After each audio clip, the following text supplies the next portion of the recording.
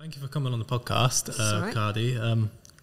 I'll just call you Kardi. I won't call you Dr. Kardi. No, you do not call me Doctor. That would be insane. Because from what you said, you just recently got your doctorate. Yeah. So I recently. So A, I'm not used to it yet, and B, what kind of an arsehole would I be if I made everybody call me Dr. Kardi? Yeah, that is true. It has a ring to it, though, doesn't it? But no, I have not embraced it to that extent. But well done on getting your doctorate, though. Yeah, so. Thank you. So it was like a pretty big deal. It's one of those things that takes ages. Yeah. One step in front of the other, and then you wonder if it's worth it.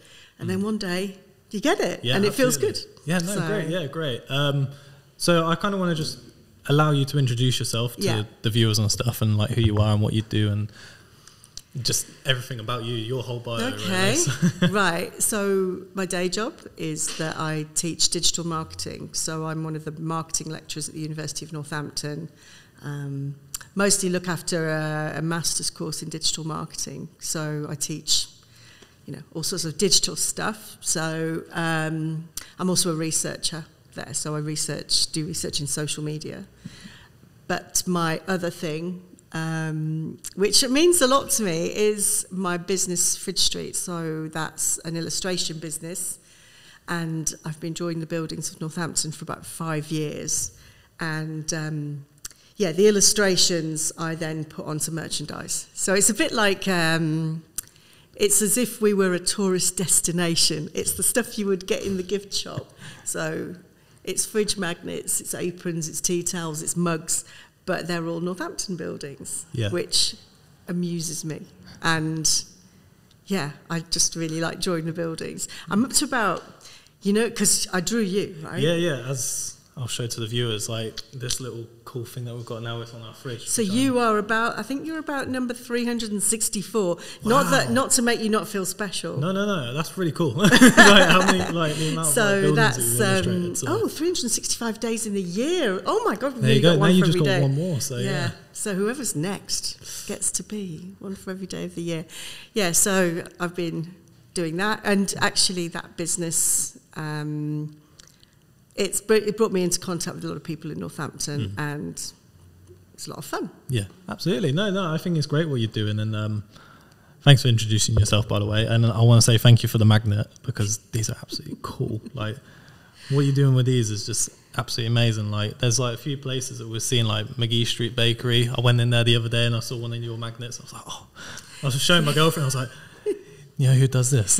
Yeah, it's so cool. It's kind of it's really weird. When I started doing it, it was really sort of on the loadout. And actually, there's a funny kind of thing with businesses that are mostly on social, or you can kind of make it seem like they're bigger than they really are. Because sometimes when people wrote to me back then, they would act like there was it was multiple people. Yeah. Well, actually, to be fair, I was hiring my kids at that time to do stuff, but they turn out to be hideously unreliable employees.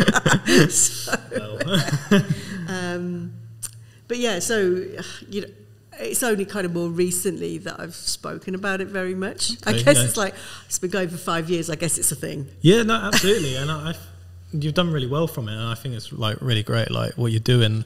And especially the impact on the town it's had. Like, you've created like a new light, because I don't know about you, but I always feel like Northampton's had like this shadow casted on it for some reason, and not a lot of people brought a little bit of light to it. I don't understand it, and this is kind of, I don't know if it's because I'm not from here, but I have never understood why you would slag off the place that you live, and also it's not even a bad place. Yeah, absolutely. Because I've always thought Northampton is cool. I think there are, there are loads of creative people. There's always been music. There's always been artists. There's always been nice places and nice people. And I just kind of, I know there's perhaps always a thing where, if you're in the place you grew up, it's perhaps not very cool to I think especially when you're young, the desire to get away is perfectly normal. I think spread your wings and all of that. But once you're not a kid anymore, I mean, why would you? I choose to be here, so I kind of take offence when people, when people No, of course. have a go? Well, it was like when me and Joe started the studio, we kind of, like, we could have done the same thing and spreaded our wings and went to, like, Manchester. So you are local then? We are local, yeah. We're born and bred here, yeah. So, yeah, we are local. I went to Malcolm Arnold, he went to NSB, and then we both went to the university together. So we've always stayed in Northampton. It's kind of blessing that me and Joe met, because we wouldn't have started all of this. So, but we also realised the same thing while we were there. Like, there was a massive creative scene that was here, and it was like kind of like a weird Fight Club moment where, like, if you know, you know, and it was pretty cool. So, like, we went down to the Gary where it mostly happened and stuff, and we realised there was all these creative people going on. But yeah, and like. But that's where the scale of the town is really helpful, because it always feels to me like it's big enough, but it's small enough. Mm-hmm. Because I think that, I think there is a sort of critical mass of people, and you can start to feel part of something, because it's not enormous. Everything's very kind of human scale.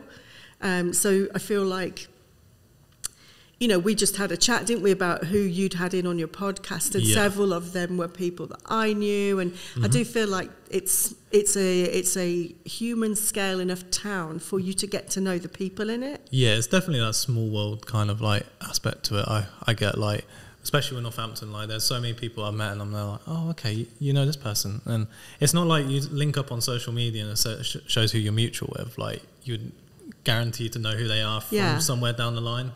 Like, but not so small that it's claustrophobic, I don't think. And also, a lot of people are doing things that are nationally relevant or nationally important. And, and I kind of think where we're located is just such a gift in that, because, you are in striking distance of London and all the rest of it. So. Yeah, we find that a lot, and that's kind of why we started the studio, because we could have went to London and done that kind of thing. But then we kind of realised that we're in between, like, Birmingham and, like, London, and then, like, Manchester a bit further out, so we're just like, why don't we just bring them here? And then you don't find that, like, you don't find the influx of these, like, Londoners or people from Birmingham coming in to, like, do work and stuff. So that was kind of our aim, and bringing them all here to do our to partake in our exhibitions and stuff like that. So, but yeah, something else I want to talk about is, like, how did you get into Fridge Street? Like, how did it all start with the illustration and stuff like that? So yeah, it started through. Actually, part of my job is that I need to have a bit of an understanding of how different social media platforms work. I'm a real firm believer in being able to do things, not just talk about doing things, but actually be able to do things. And to be honest, I was wrestling with Twitter. I can't still get with calling it X.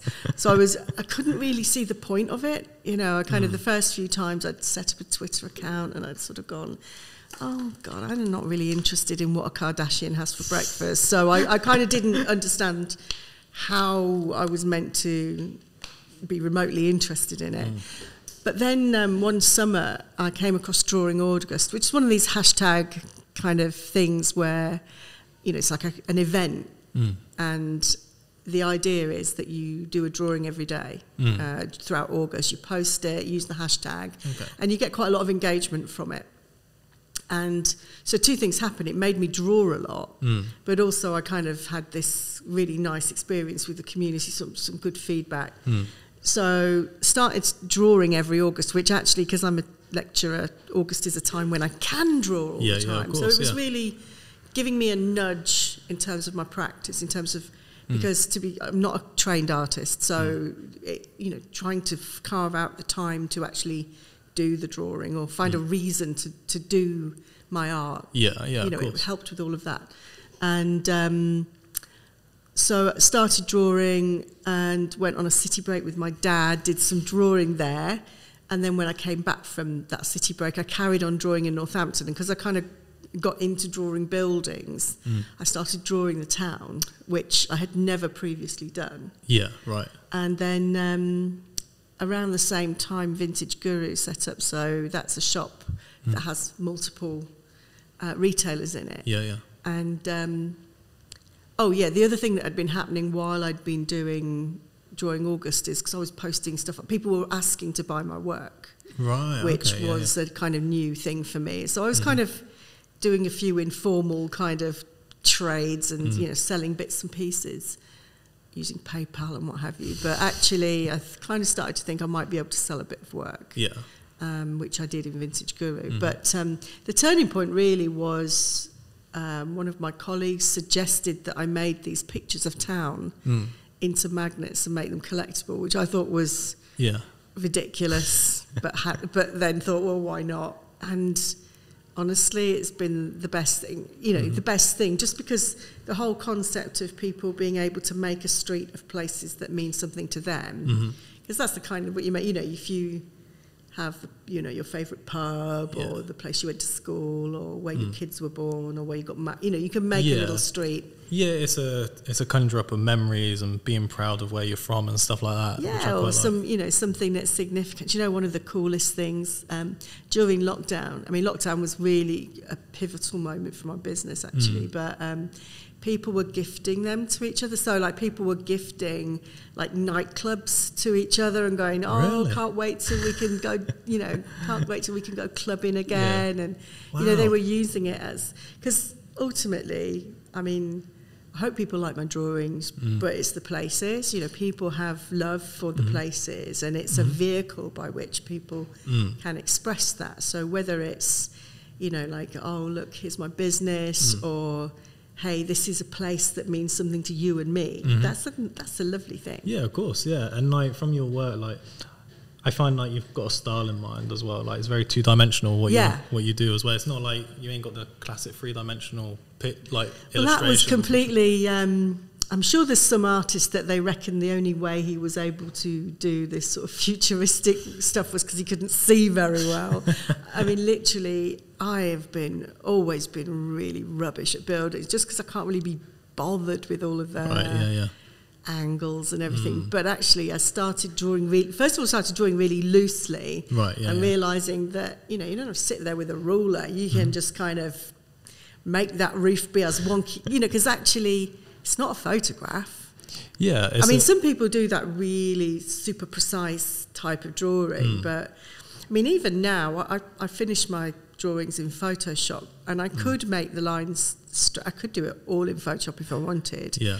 But I really like the wobbly lines. I kind of like that it's kind of sometimes it's a bit wonky, and that's it creates a natural element to it, doesn't there? It's actually been drawn by someone. Exactly, and I kind of like that. In fact, because I think there's always been that I like handmade stuff. My mum, for instance, she crochets. Yeah. And you can go. She makes these crochet teddies and stuff. I've got one on the windowsill. I'll show you later. And you can go and buy one from a shop, and then when it's handmade by someone, they're willing to put more money into it as well, which I always find. But yeah, like you say, this whole natural aspect of you keeping in the squiggly lines and stuff and not making things straight and very symmetrical is So first of all, I realised that one of the ways to do this, especially because they've all got to be sort of magnet shaped, so it kind of forces you to take any kind of building. So you've got a portrait view of your building right there. This is a very long building actually, and so I've had to take a slice of your building to make it be the right shape. If I was if I was drawing the whole of this block, it would first of all, it couldn't be that shape. It would have to be landscape. So of course. You kind of have to do some selective editing. But another thing that I do to sort of really simplify the image is I draw from my phone. Yeah. So I'm drawing from really quite a small picture. Right. Okay. So it eliminates all of the detail basically. So it really reduces it down. That's pretty cool. That is. I quite like that. But and the whole two-dimensional thing it works really well. I'm quite glad you went from this style, to be fair, and it gives that nice collectible characteristic to it as well. But one of the things that's really nice is that other people are drawing the town, and they, there are a whole range of styles. There are people that do, that produce work that look like screen prints. There are other people who do sort of line drawings, and actually, because sometimes people go, "Oh, isn't that a bit like what you do?" I am. If people are drawing the place, brilliant. The more, the merrier. Yeah, absolutely. Yeah, of course. So what I want to talk about as well is actually I kind of want to ask you what your favourite place you've illustrated was. Or you see, the ones that I like the best sometimes it can be just like a palette of colours or something. Right. Okay. So I really like my illustration of V&B. Oh, okay, nice. Just because it's really nicely symmetrical, and I got the colours nice. So actually, I did a mug for them. So some of my illustrations make their way onto sort of corporate, like merchandise. Right. Yeah. So they were kind enough to, get some of my mugs, and they sell them in their shop. Yeah. But actually, I always make sure I've got one as well. And that's literally the first mug that comes out of the cupboard. And I always think that's a really good test of, which design you like, which mug comes out first. So I really like that one. It's just, there's something pleasing about it. I've done one of the Vulcan works as well that I really like. Yeah.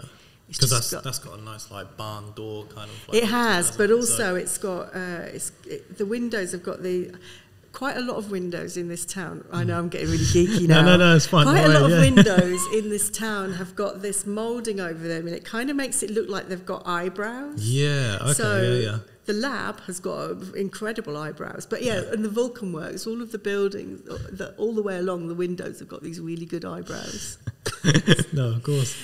But I mean, lots of the different buildings. I mean, I didn't realise you've got to look. When you're drawing, you've got to observe and sort of realising, oh my goodness, the weird little turret on the fish is the same as the weird little turret on the old house. So you start to notice these sort of design motifs. Oh, so it's like the little things that like kind of pleasure you in terms of these like these drawings. That's but also, nice. I mean, I really like drawing buildings like this one. I like drawing buildings that have been industrial and have been repurposed. I think I like it. I really like the Latimer and Crick building.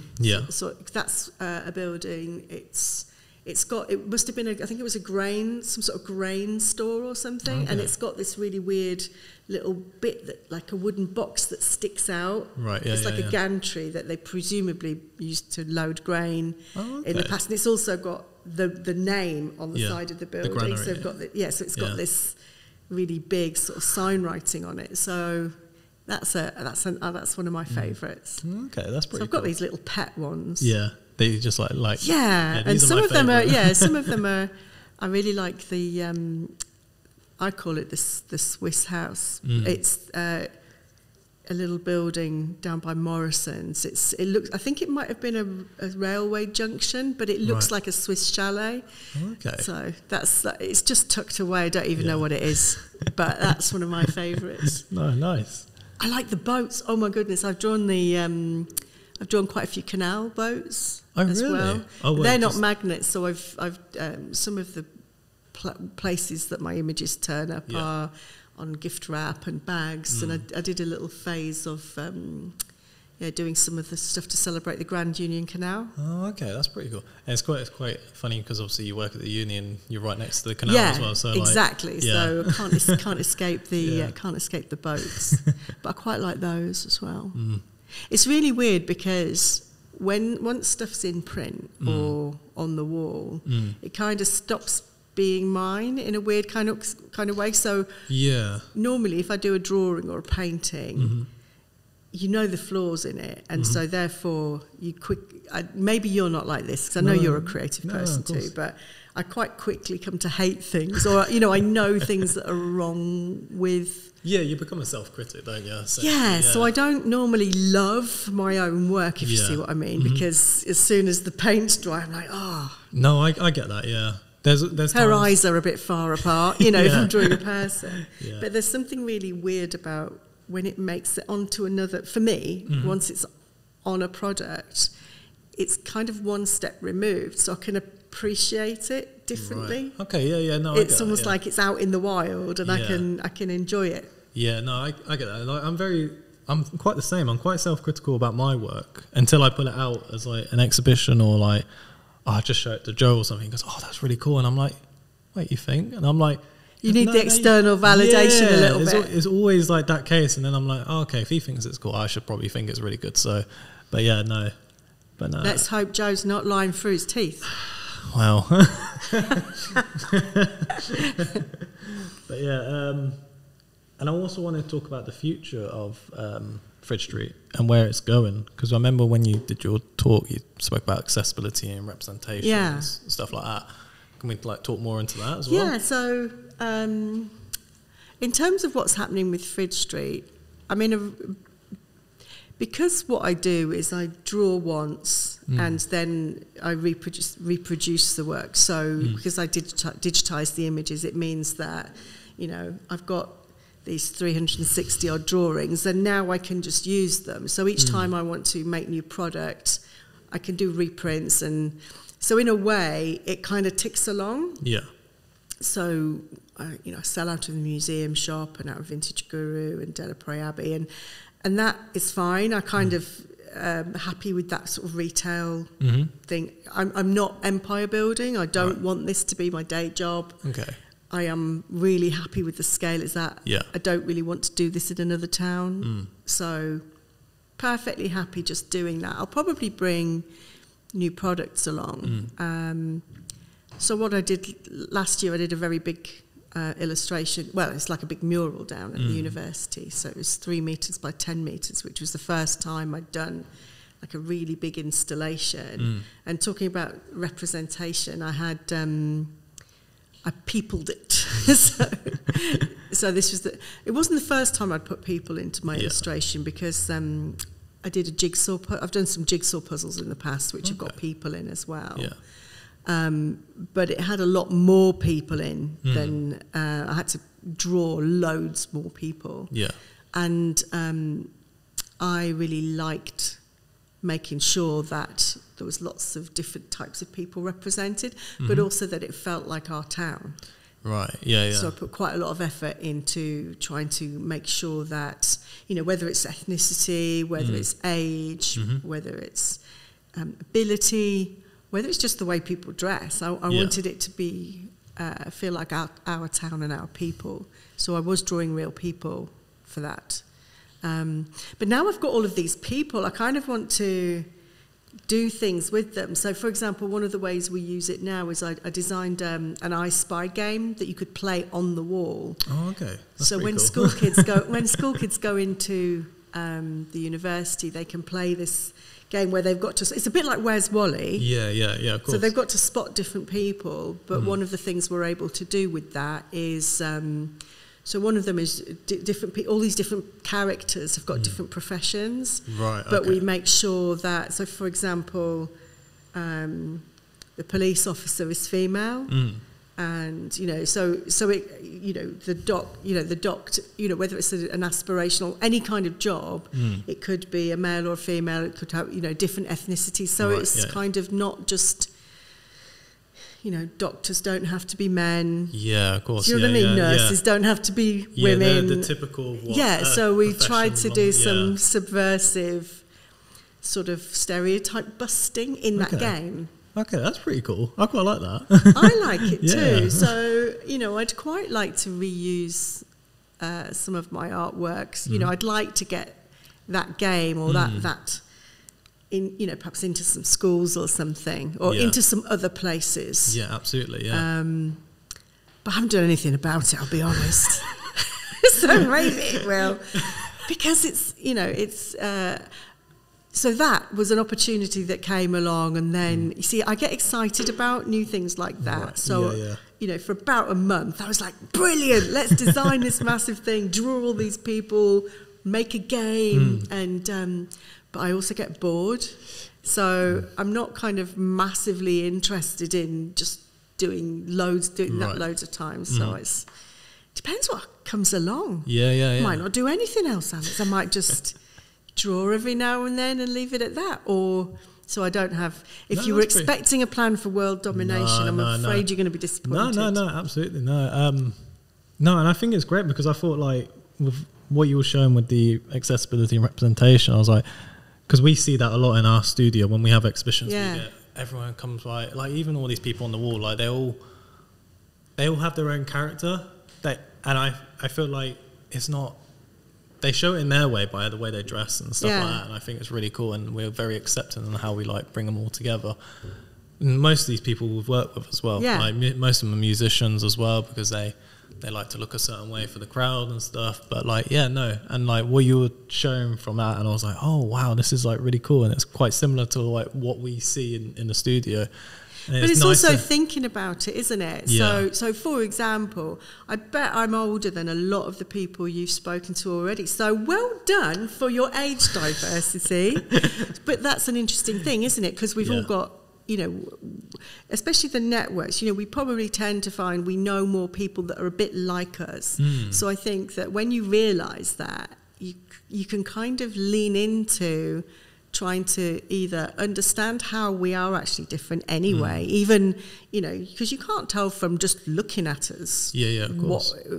what is similar or different about us, especially if you think about diversity in a really more holistic way, you know, because all sorts of people have mental health challenges or hidden disabilities, or, you know, people might come from different backgrounds, like different socioeconomic backgrounds, so you wouldn't even necessarily know, you know, people don't wear all their differences. Yeah, of course. You know, we tend to think of ethnicity because it's the one that you can instantly see. Yeah. But actually, so many of the things that are different about us, you know, you wouldn't know immediately. But I just think it's really, it's something we can all do something about. Yeah, of course, yeah, absolutely. Like we try to, with ourselves, we always try to create this hub for people to come. Yeah. Like say, even if you know what they're going through mentally and like physically and stuff like that, and we always like to make sure that we're quite open to whatever we let in as well. Yeah. So we've had a few people come in and tell us about their problems and all that. Yeah. And it's really nice, but like they'll always be a part of a hub that's like quite open to them as well. So, but yeah, I think, like what you're doing by like representing it and showing it to the world, I think that's quite great, and that's kind of why I wanted to have you on. Yeah, I just wanted to talk a little bit more about that as well, because I feel like we're kind of on the same wavelength in that sense from when we're doing. Well, I think also people are far more. Well, some people are far more aware. I mean, for me, it's like one of the first things I noticed, but I realised that perhaps because I work with that a lot. Yeah, of course. I'm kind of tuned in perhaps more. But, you know, we're all, you know, perhaps guilty of it a little bit. Yeah. So if you work in something like marketing, sometimes it can feel like you don't have the kind of job that saves the planet necessarily. You know, it might be that actually it's your job to sell stuff, you know, to create packaging. Do you know what I mean? It's, no, of course. But actually the way you do the job can really make a difference to how society perceives a marginalised group, for example. Now the challenge is you still have to sell the baked beans. Yeah, of course, yeah. Because that's your job. Yeah. But you can actually choose to be tuned in to thinking about accessibility, thinking about representation. So you can deliver, you know, you can sell the beans. Yeah. But you can also choose, you know, how to handle the messaging within that. I mean, there are some things that would be because you I suppose you don't want to be challenging, you know, confusing your audience so much. Like adverts, TV adverts, for example, you know, you might only have 15 seconds. So there's a real challenge to how, you know, can you really convey a very complex, nuanced, and three-dimensional vision of somebody in that time? Yeah. Possibly not, but you can thoughtfully include people that are more diverse over a period of time. Yeah. And do you feel like in today's society, especially with advertising and marketing, you feel like that's happened a lot now? I think it is, because I think a lot of people are working a lot harder, and also social media will call you out. Of course, so you can't get away with it. I mean, especially the big companies, because when they do, they get slammed on social. Yeah, absolutely. So, but I think this is where actually at a more local level, you know, people might not know, you know, especially, you know, if you're in a small to medium-sized business and you might be the only marketer in that business. If you haven't come across just some of these concepts, or, you know, you didn't know it was a thing. Yeah.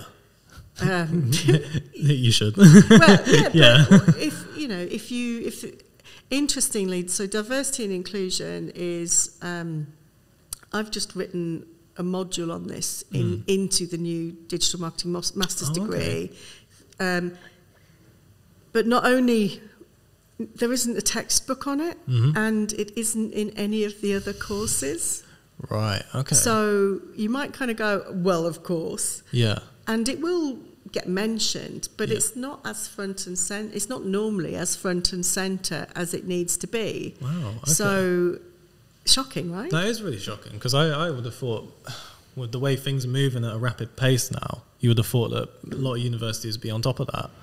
Wow, that's interesting. But also, it's not just the sort of, because there's so many dimensions to it. There's the how you represent people in imagery, for example, but also, you know, have you put subtitles on your video? You know, there's the practical accessibility piece as well. So, you know, so who are you hiring? Yeah, who are you choosing to work with? Absolutely. You know, are you actively making it, you know, encouraging for different people to work with you? So I kind of think I do think it's really important. Yeah, absolutely. So for me personally, I'm able to use my agency to shape the curriculum, talk to people about it, like, you know, like the talk that you saw. It was something, sorry if you don't mind me, but it was something you said about alt texting on Instagram as well. I mean, because I was with my mate Matt, who does our social media, and he was like, oh, this is really interesting. I was like, yeah, why do we not do this? And then now we've just recently gone through all our posts and we're trying to get it all done.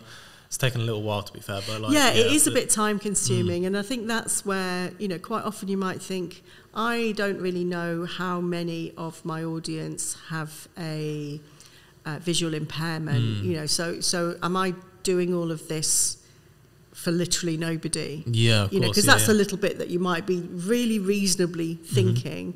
And especially because if the world hasn't been really inclusive, you know, let's say Instagram hasn't been really very inclusive for visually impaired people, so, you know, you've got a chicken and egg situation, you know, as long as no one's using alt text, what an inhospitable place for visually impaired people to go anyway. But it's the other benefits as well. So it's that whole idea that it would push up your SEO, so it would, improve your web rankings anyway. But also, I think it's kind of fun to just be more descriptive with, you know.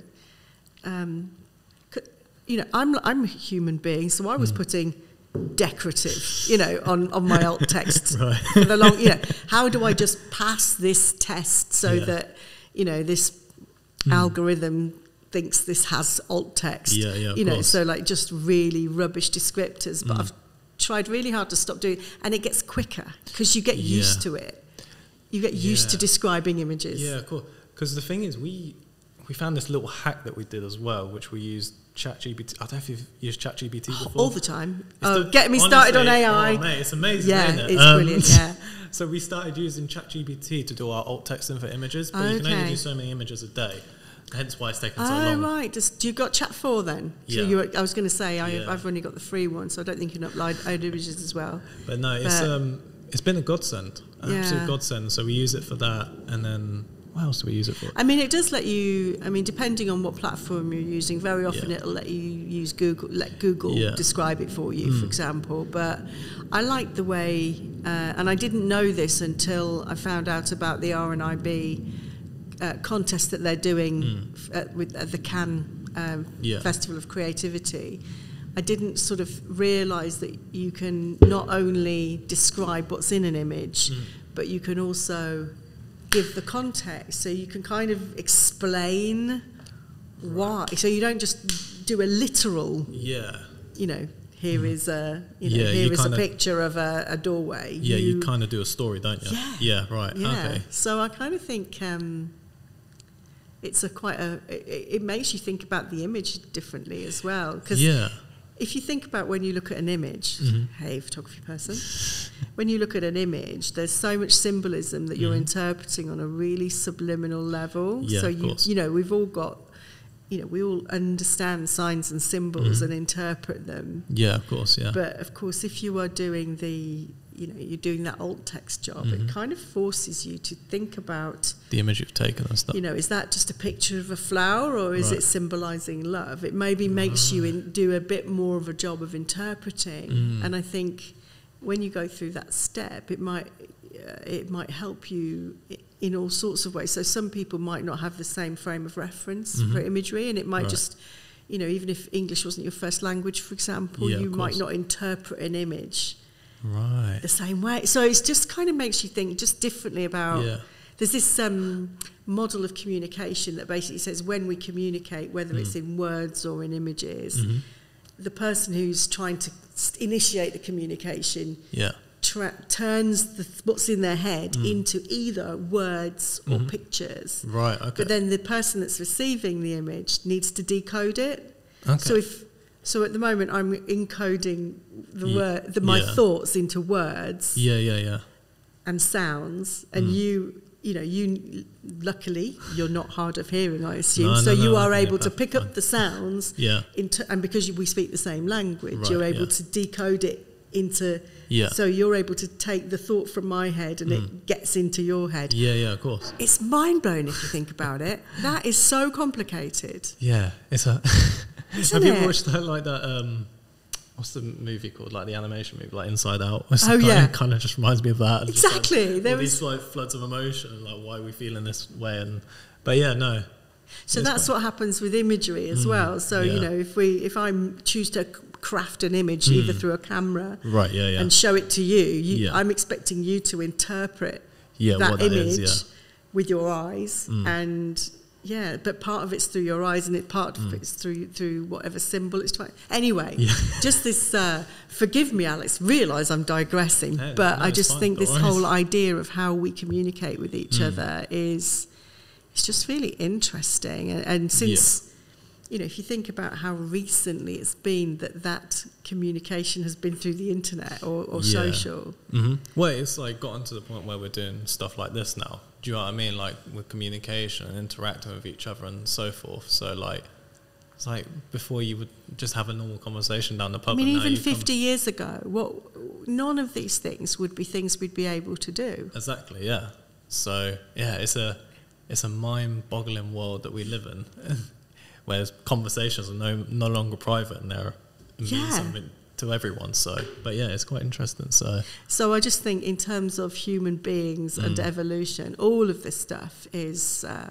I know we've gone quite far away from our accessibility chat there, Alex. But what an interesting field to be working in, and I just think it's just really. Each time you learn a little bit more about the way we communicate, or whether that's from a marketing or doing drawings. It's just quite a rich intellectual thing if you choose to look at it. Yeah, of course. Yeah, absolutely. Yeah. All right. That's quite nice. I think that's a nice way to end it, to be fair. Okay. Is that okay? Yes. Because I think we've spoken... Please make her stop before she says anything even more strange. No, because I could just go into a loophole of things and then just like carry on going. Well, the thing is, and do everything's the connected, podcast. isn't it? I think that's... and actually... I think that's one of the things that's really nice is, whether you have, whatever you've trained in, whatever you do, clearly you guys are working in a way that means that you have lots of different interests that you're able to balance. And I think these days we can all do that. You can follow the bit that interests you or you're good at. Yeah. No, absolutely. Yeah. Great. Are you sure I didn't go too off piece? You can always cut it. Right, see if it. I'm like, we've covered everything, so I think I think we're good. Okay. I think we've added a nice little bonus to it as well. So I think you've done. I feel like we went all philosophical. Just a little bit. Yeah, makes it a little bit interesting. You got a doctor, Alex. Exactly. What did you think was going to happen?